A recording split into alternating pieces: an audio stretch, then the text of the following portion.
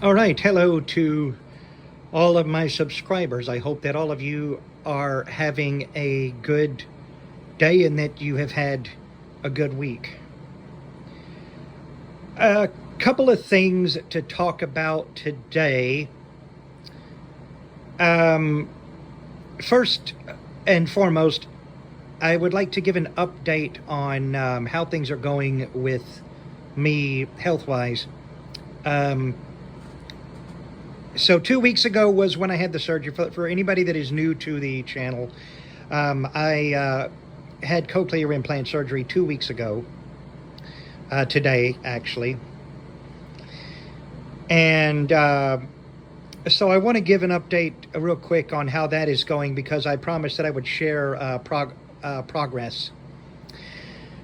I will, first of all, I am on disability leave from work until October the 8th. The reason that we did that is because as the kind of work that I do requires me to talk to people as I am proofreading. And I don't do very well hearing with only one hearing aid. I'm speaking from past experience. I lost all of the hearing in my right ear during this surgery. Well, okay, that depends. If I'm moving around, I can sometimes hear bass in that ear, but 99% of the time I don't hear anything out of it. And I'm actually okay with that. Grieving over that did not hit me as hard as I thought it would. The hearing in my right ear had been going for a while, and so, I honestly am at peace about it. It took some getting used to, I will admit it. But the reason that I am on a short-term disability claim is because of that, is because I don't feel comfortable working with only one hearing aid on the left side and not being able to hear anything out of one side. And as a blind person, I was also concerned about getting around. And so my company, along with our voluntary benefits provider, agreed. And so my parents left last Friday morning. We said goodbye last Thursday. Last Thursday night, they brought me back to my apartment, and then they went back to the house that we had been staying in to clean it up, and then they left last Friday morning. I have honestly been resting a lot this week, just kind of laying in bed, playing with ChatGPT, and doing stuff like that. And it's been very relaxing. I have honestly enjoyed not having to worry about an alarm clock for a few weeks, where I am not on a schedule and I can just really, really take it easy.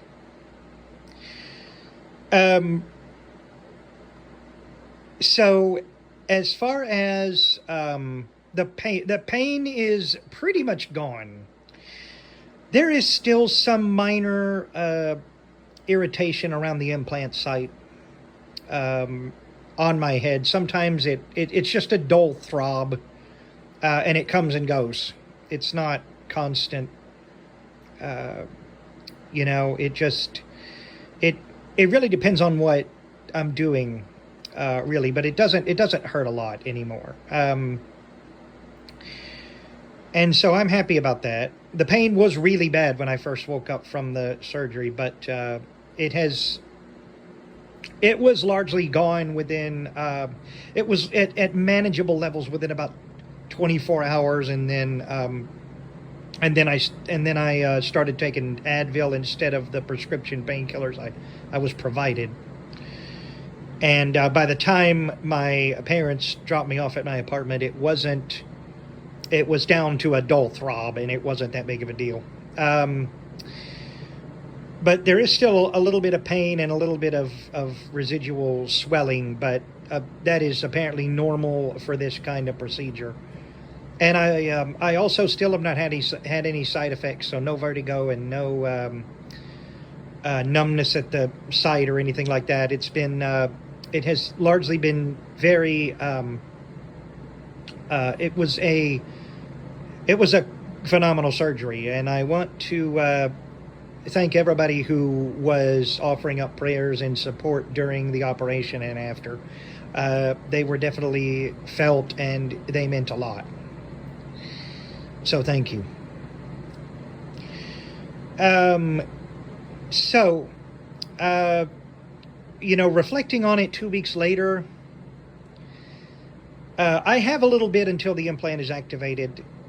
And right now I'm mainly just taking it easy and resting and just, relaxing and enjoying not having to do anything for a while. That's what I'm really happy about.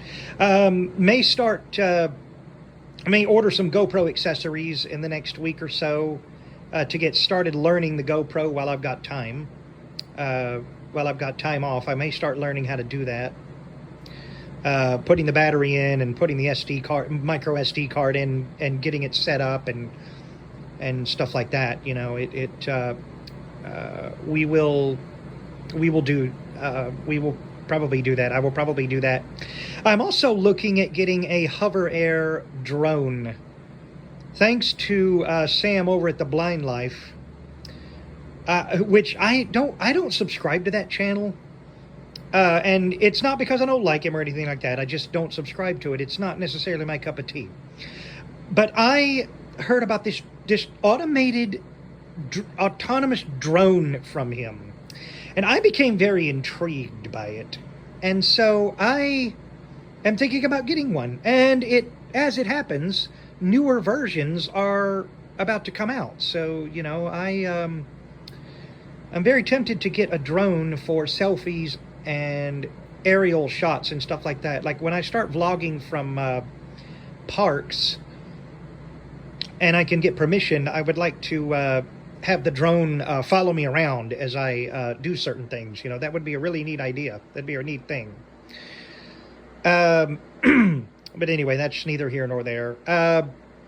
So yeah, it's just right now, it's just taking it easy, not putting my hearing aid in very much because I don't want the auditory nerve stimulated too much before the implant is activated. I know some people would disagree with me on that, but that's what I was advised to do, is just to be careful how much I listen to and stuff like that during it, at least in the first couple of weeks. So I've been doing that, and mainly just, like I said, just resting and stuff like that. If you hear thunder outside, it is raining here, so if you hear any of that, I apologize. So anyway, now that is out of the way, I want to talk briefly about, this channel is the Blind Coaster Fanatics YouTube channel. And so I want to talk a little bit about my views on some of the Golden Ticket Awards. Now, these, for anybody that doesn't know, the Golden Ticket Awards are a very prestigious group of awards given out by a magazine called Amusement Today.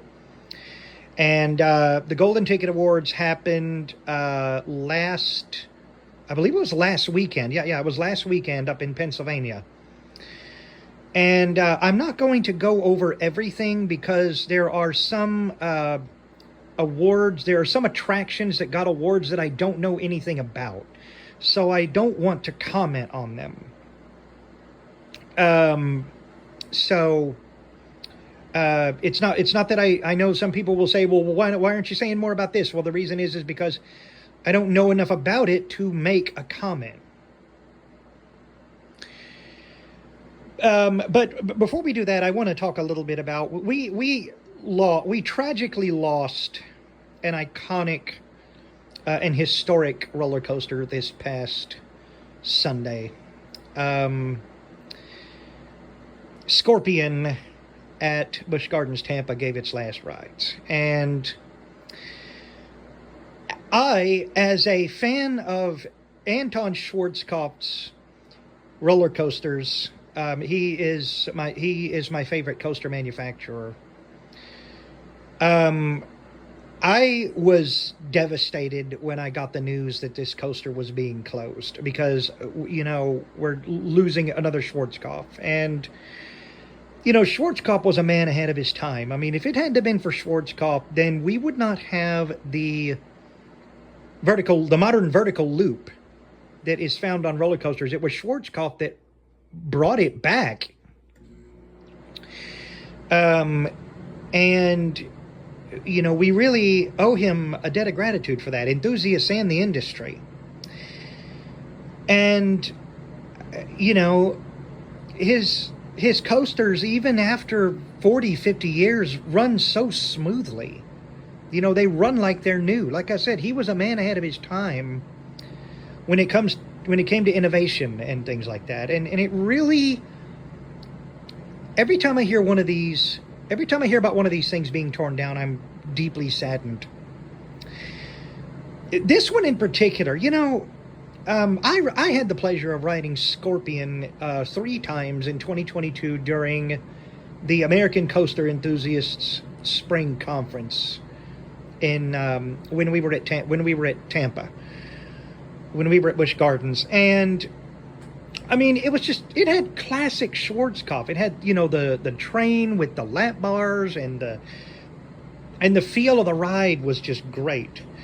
And if I remember correctly, this was the last of his Silver Arrow model of roller coaster left.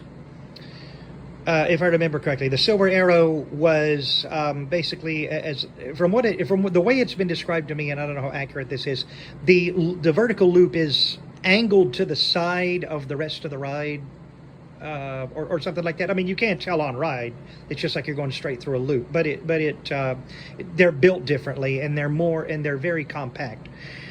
And I had the pleasure of riding it 3 times. And had a blast each time. I could have ridden it more times, but I was distracted by other things. And, I even had the opportunity after the 3rd time I rode it to ride it a 4th time, but it didn't, but I totally forgot. I got too caught up in the moment. And I'm thankful that I have audio recordings of all 3 of my Scorpion rides.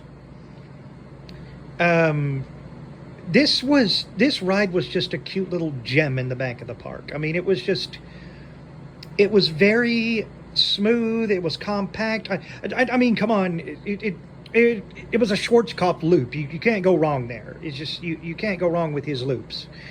And the rest of the ride was just great. It had a very forceful helix at the end of it.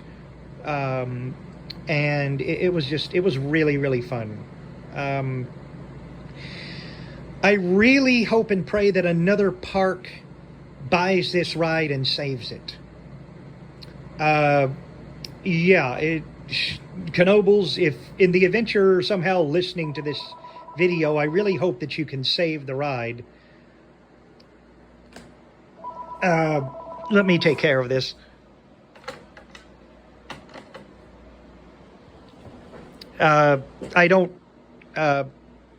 That's probably a spam call, because most people I know don't have my landline number, so that's why I didn't answer the call.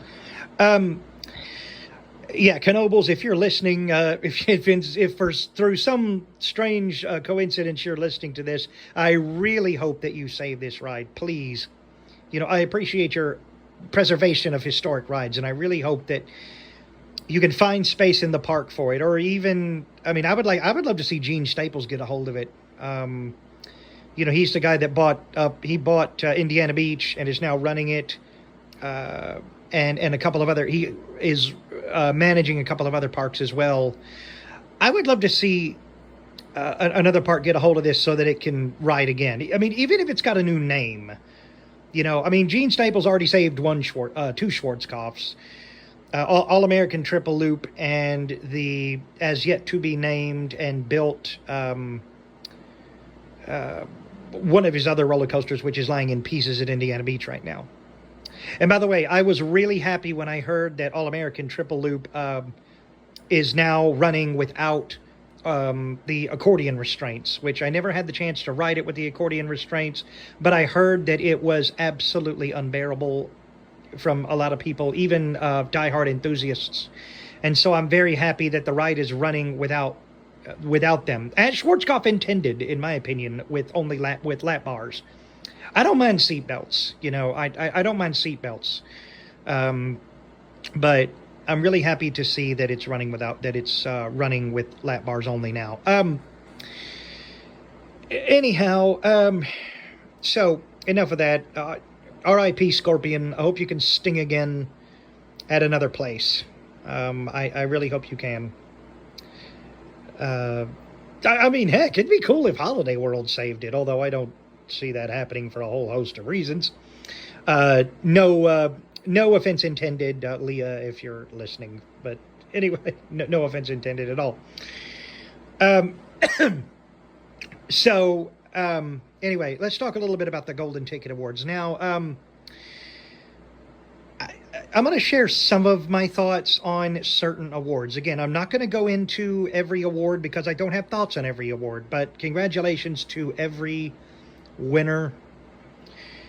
So I'll talk about the ones that I have feelings about. First of all, Dollywood getting the award for Best New Family Coaster in Big Bear Mountain. Absolutely well-deserved. Big Bear Mountain is a fantastic ride. I had the pleasure of riding it in May and was absolutely blown away at the smoothness and the feel of the ride. I felt that it was a very good addition to the park, and I think it will be for years to come. And that area definitely needed a higher capacity ride than Dragon Flyer. That area definitely needed a higher capacity ride, and I'm really happy to see that it got one.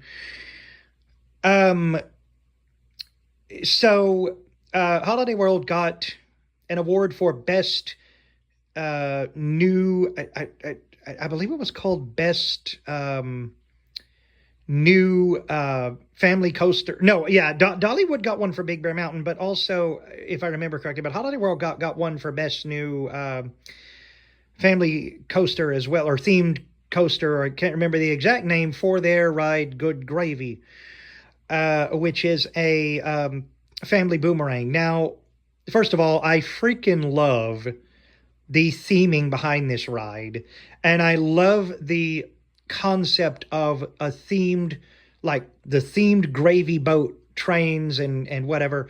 Now, I did not go to Holiday World this year, but I have ridden the Family Boomerang. I rode Snoopy's Soapbox Racers at Kings Island, and you want to talk about a park that I don't really think a Family Boomerang is a good fit for. It's Kings Island. I not that it's a bad ride, it's that park, they need some higher capacity rides back in the kiddie area. And, with Soapbox Racers only being able to run one train, it really, I just don't think that was a good fit. I just don't think that was a good fit because of the crowds that park sees. But for Holiday World, it's perfect.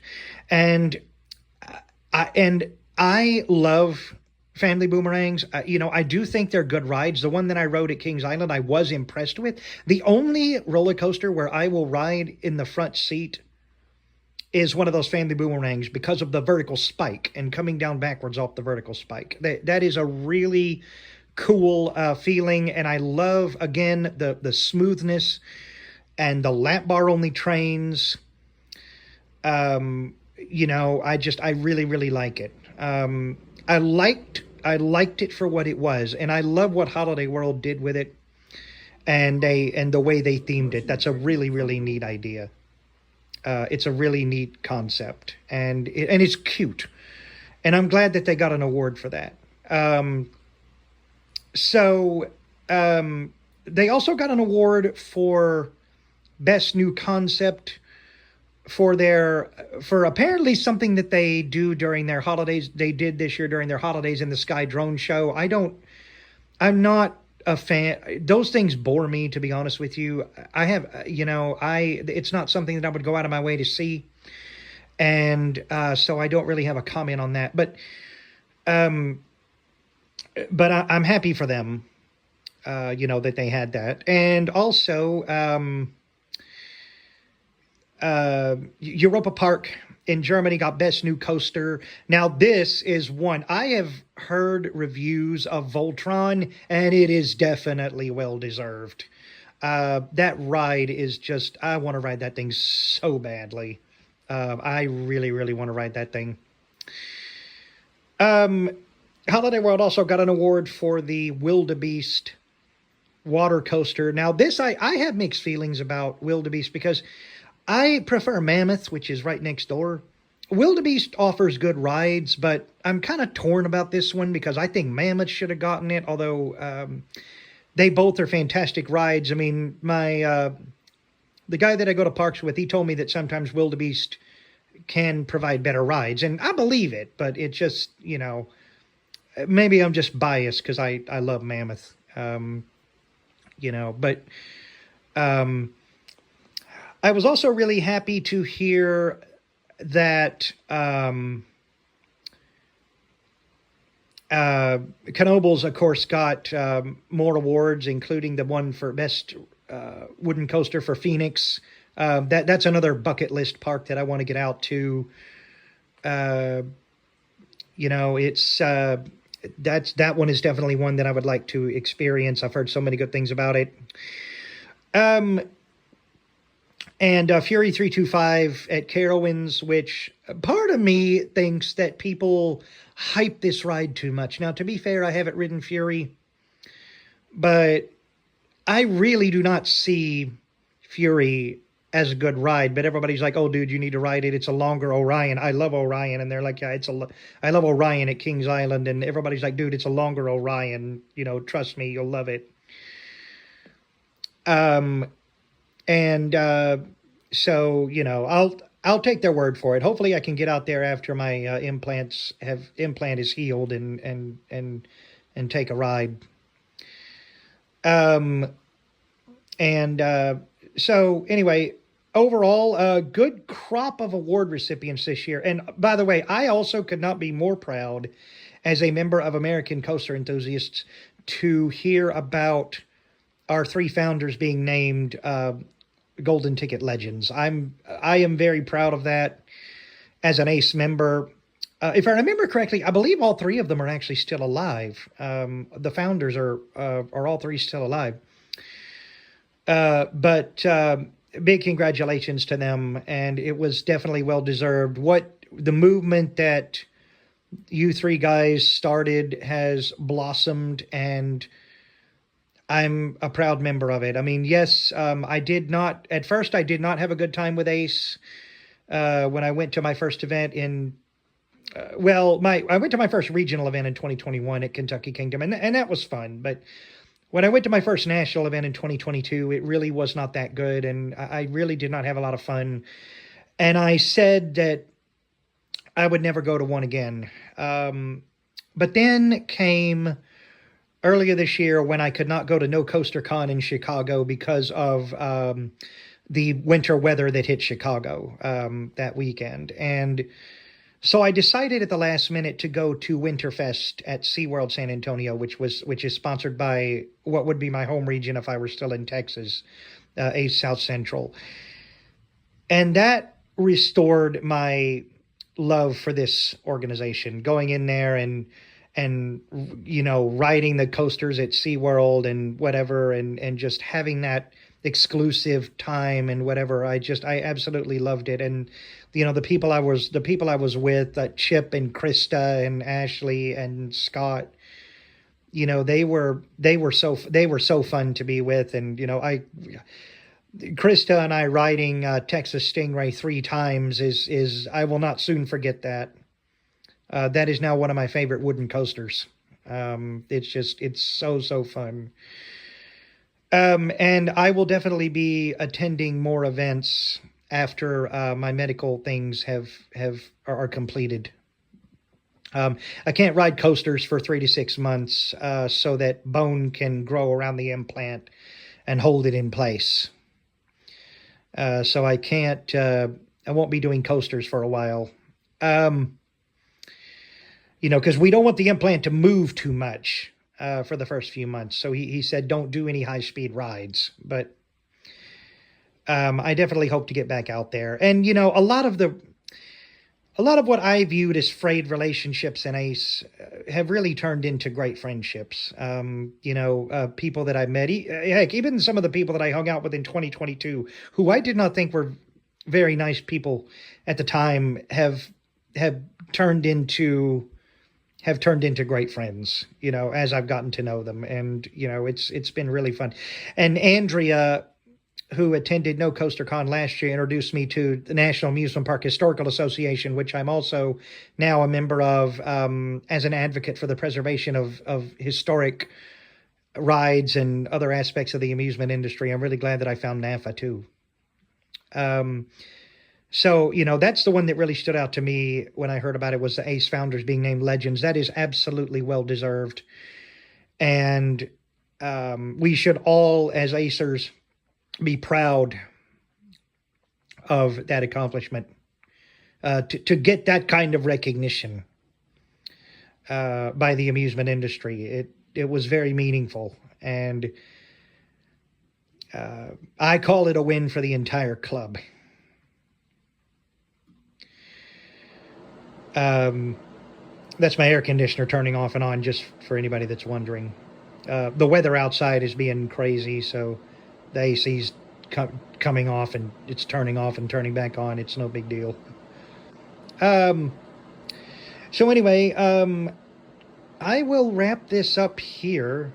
And as I don't really have a lot else to comment on. So thanks again to everybody for tuning in. If you liked this video, please feel free to subscribe and click the notification bell so you don't miss anything. My next video will be posted in a couple of weeks, unless something comes up. And of course, then we will have the implant activation day, which I'm trying to decide if I want to video that or if I just want to talk about what it was like. We will see. We will see how that goes. But anyway, I completely forgot before I wrap up. I also really want to give hats off to Morgan's Wonderland. They are a theme park in San Antonio that won an award this year. And, you know, Morgan's is Morgan's wasn't on my radar. Although I had heard about them as someone with disabilities, and I admired the work that they did. But I didn't think that it was going to be a place that I would visit. And then I found out that they were getting a thrill ride this year. They were getting a modified thrill ride from Zamperla, which is really cool. But also that in their new motion ride movie theater, the movie that they will be showing in the motion simulator will be audio described. And that really made me happy. I've been a fan of motion ride movies for years. I personally don't think that they need description if you can tell by the movement what's going on. But it's a good enhancement. And I'm really happy to hear about this. And what happened and what Morgan's got is definitely deserved as well. They are really setting the bar high for making the amusement industry more accessible to people with all abilities, and I really appreciate that a lot about them. I think in the next couple of years when I'm in San Antonio, if I'm there at the right time, maybe I'll go visit Morgan's Wonderland. You know, maybe I'll go check them out. If anything, to see what the new ride is like, you know, to see what the new thrill ride is like and all that. But anyway, so now I will wrap this up. So anyway, thank you so much for watching. And if you, like I said, if you like this, feel free to subscribe and click the notification bell. And I will see you all on the next video. Take care.